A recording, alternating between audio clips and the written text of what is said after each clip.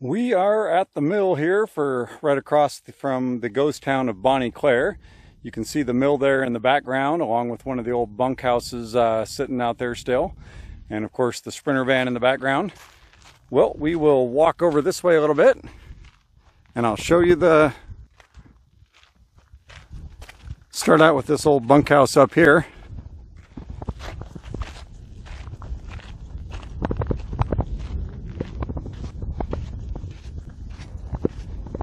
It's always cool to see how they did the construction back then. Cement, rocks, bricks, a little bit of everything. I'm going to go to the wide angle lens, take a peek inside. No roof left on this one, you can see. They had a pretty awesome view.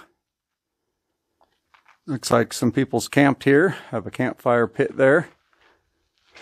If we look out the window, we can see not only the van, but straight across we can see the ghost town of Bonnie Clair, what's left of it there. That's where we were just a little bit ago. The House of Quotes is over there. There's some big old flies, horse flies. They're happy to see somebody show up here. There's another bunkhouse over here. This one's a little worse for the wear, but it still has its roof, although the roof is inside the building now, but it's still here.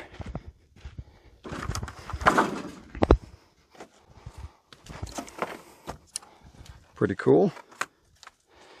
It's got the wood flooring in it. Looks like they had an old barrel stove at one time. Pretty cool. Let's hop out here. Not sure what this building is. It's well insulated and super thick, as you can see here. When you go into it, I mean, you got this massive thick concrete layer, and you've got what, 2x14s, 2x12s. There's an old barrel stove, which I imagine back in the day that was not, it was not heated. Looks like some kind of storeroom. I'm not sure if that was a cellar for food or some type of chemicals. Might have been a food cellar. Probably why it's so thick, just trying to keep it a little bit cool. You can see it's thick all the way, domed up on the top. Then over here we have the mill site. I am not exactly sure how this particular mill worked. It's not a stamp mill, so they're running a furnace. Looks like there's piles of coal around, so it looks like it's coal fired. So whatever it was came down those chutes there, then came down, and you can't quite see it, but right on the other side is a jaw crusher that's crushing the ore up, and then from there it looks like it was fed down into here. Looks like there's a contraption here. Looks like they took some kind of an iron vessel and made it into a smelting pot. Looks like it's lined with fire bricks. You can see it's on wood runners sitting on wood pipes, so I assume they could pull this back and forth. There's two of them. There's some slag that's come out of the crucibles there. And I assume that they would pull that maybe underneath there.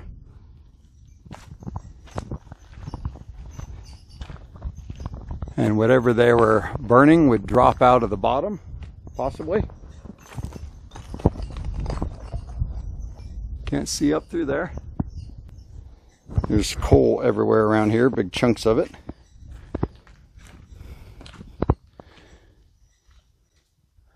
Yeah. Goes underneath the workings, and then that bin right up there is bizarre as well. I'll show you that here in a minute, but it's just loaded with burnt metal bits, screws and little bits of spring. Not sure what that's about. You can see all the burnt ore right up there. Well, that's all metal, all burnt metal. This is caved in, or it was built that way to slope down, I guess. It looks like there used to be a chute that would come out. There's a tank right here, or at least a tank bottom. Yeah, I'm not sure exactly what's going on here. They made a gobbing wall here.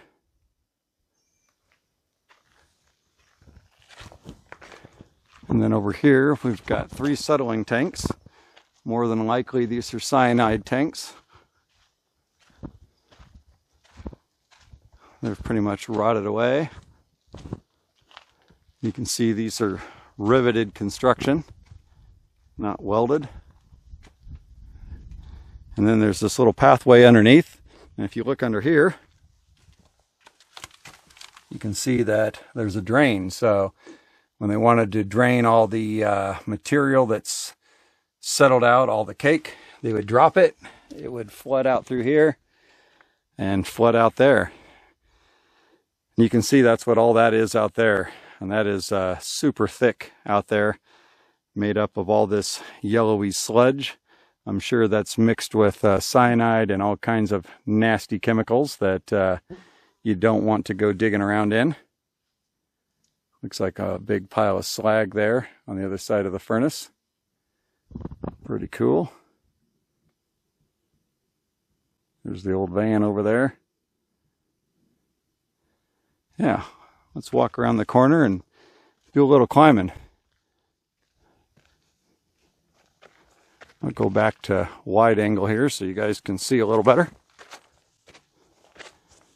So this tank still has a bunch of that cake in it.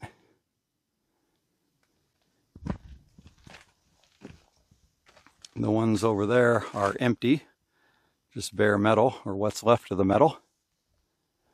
And let's see, let's go up this way. There again, I'm hiking in my proper attire, Birkenstocks and socks. Socks and sandals are probably not the best, just like that.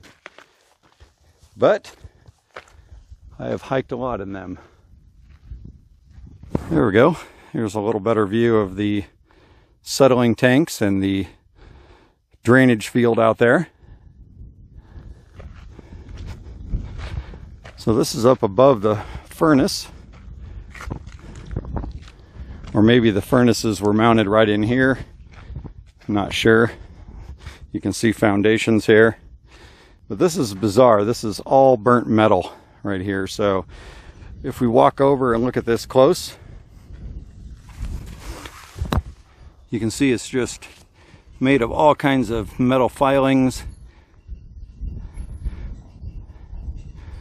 A lot of them have been machine turned. Yeah, here's a little one. Yeah, it's all metal, burnt metal. Not sure what went on here exactly. Would be cool to know exactly how this was all functioning. There's a crusher right there. I imagine it's missing some of its infrastructure that used to span these sections.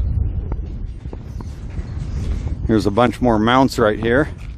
I'll give you a little better wide angle shot over here. Yeah, so the crusher comes up from the top there. Not sure what was all mounted here. Could have been the furnaces. And then after that,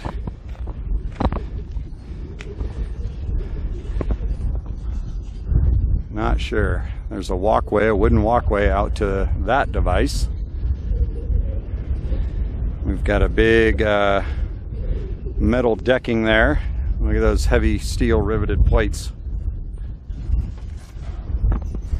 These hoppers right here.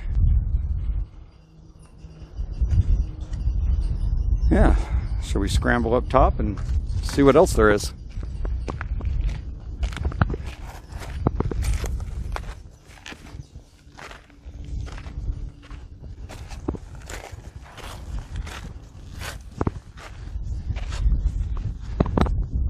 So here's the crusher, and there used to be a bunch more equipment mounted here.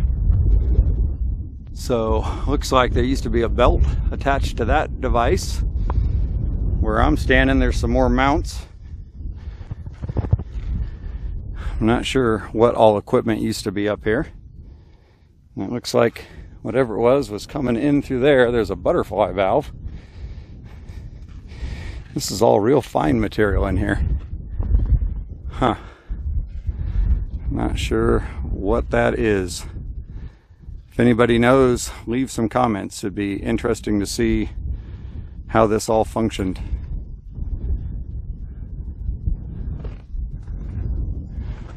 You can see they built a retaining wall underneath there. They've got some big concrete foundations. Then it looks like wood ramps above that. Let's walk over this way.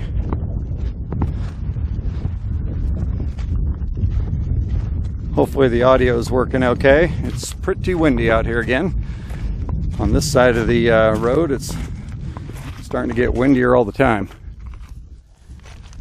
So this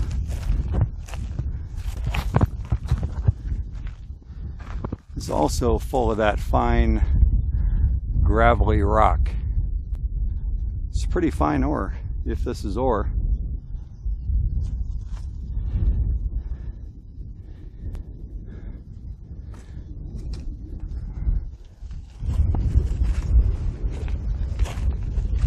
Let's see here. Another big block. We're standing underneath another chute coming down into this bin here. And then there's a rail going through that block there. Let's walk up and see what that is.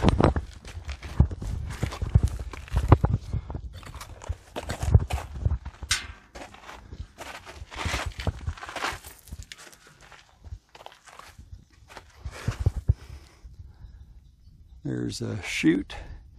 Looks like it had a gear-driven door at one time to shut it off. Yeah, and that is most definitely a belt. So this was set up for a belt. You can see the V-roller. The V-roller's right there, and then the big roller on the end. So that was taking stuff from the top here, I guess, and feeding it into that hopper. Let's walk around to this other side real quick. Sorry for the jerky camera movements here. Hiking in my sandals is not the best idea. Not sure if this is ore. There's a lot of this green rock around here. Yeah, it's kind of a lime green color. I'm not real familiar with my geology. If anybody knows what that is, let me know in the comments. There's a bunch of it there. You can see it scattered down that hillside. And here's a piece of wood, and it's got some mortar in there, so that was something at one time.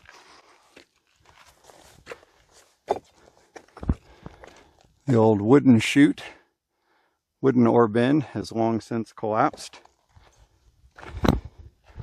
Here's a better look at the chute there, where the door used to be.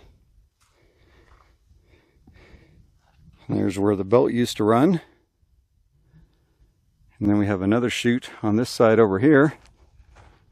I'm not sure what they were manually feeding into this hopper, if it was different from what they were bringing in on the belt over there. Yeah, pretty wild.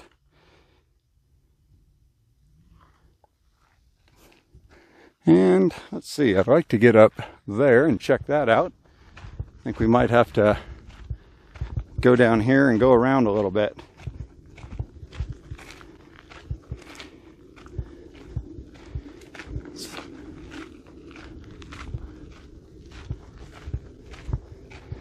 Looks like somebody's driven on this. This road must go right around the top. Nah, I'm in sandals. I'll play it safe and take a walk around. Probably not the best place to slip and hurt my ankle or anything like that, being out here in the middle of nowhere by myself.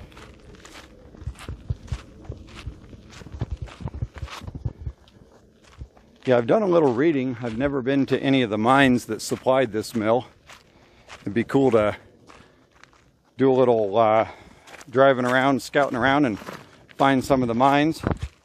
I'm sure all the lower ones are closed off by the BLM. When you go to Rhyolite, it's the same way. Most of the mines are barred off.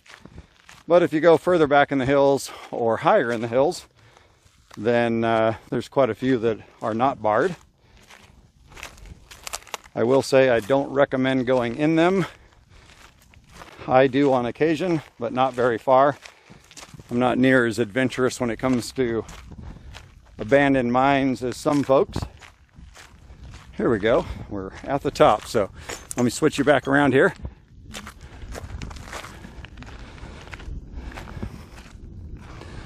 So it looks like the haulage road came down there, all the way up here, and they would dump the trucks off. I imagine that this is possibly ore that they're bringing in, so maybe they were crushing it at a different location. You can see some sparklies in there, a little bit of pyrite or something. Huh. Yeah, a lot of sparklies in there. Doesn't really look like quartz.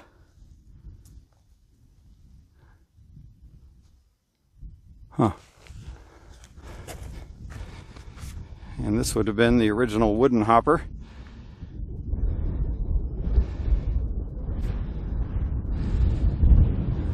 Yeah, really cool. Definitely worth the stop. It's about, Bonnie Clair and this mill is about 30 miles south of Goldfield. And it's just a couple miles off the highway, so the highway is running in the distance right across that valley right there. And you take a right. In fact, you can see a semi-truck way off in the distance, but take a right and you take this road right here and stop. So normally this road would continue on to Scotty's Castle and you'd head into Death Valley, but they're doing road construction right now, so that is all closed.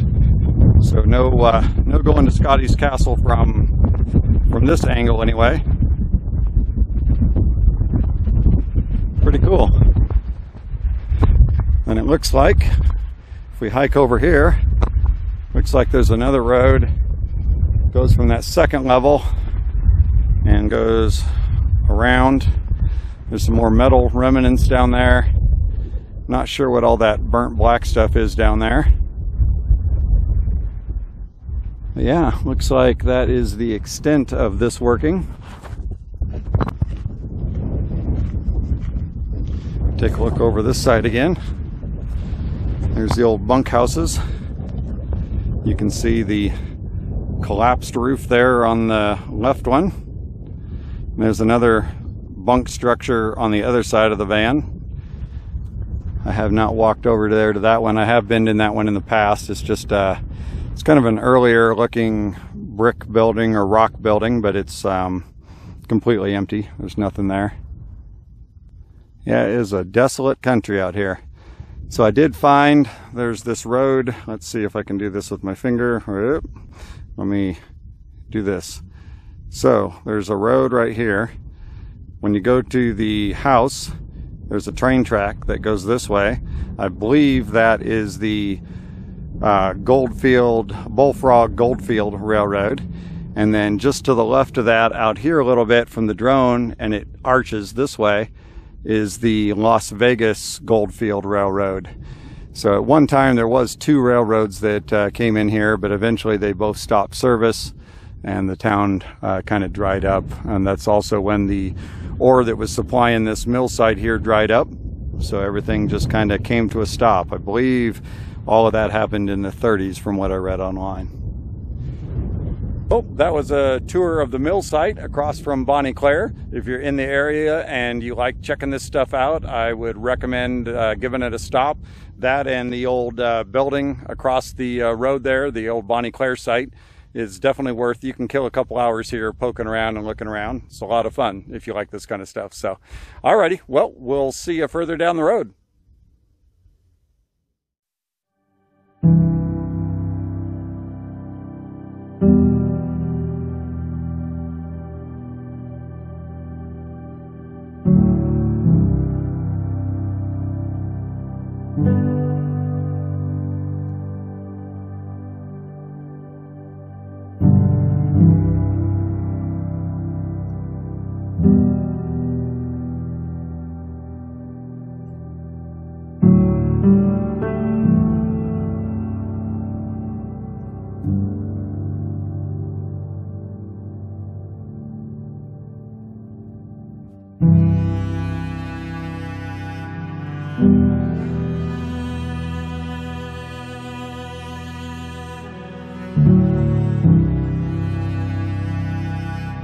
you.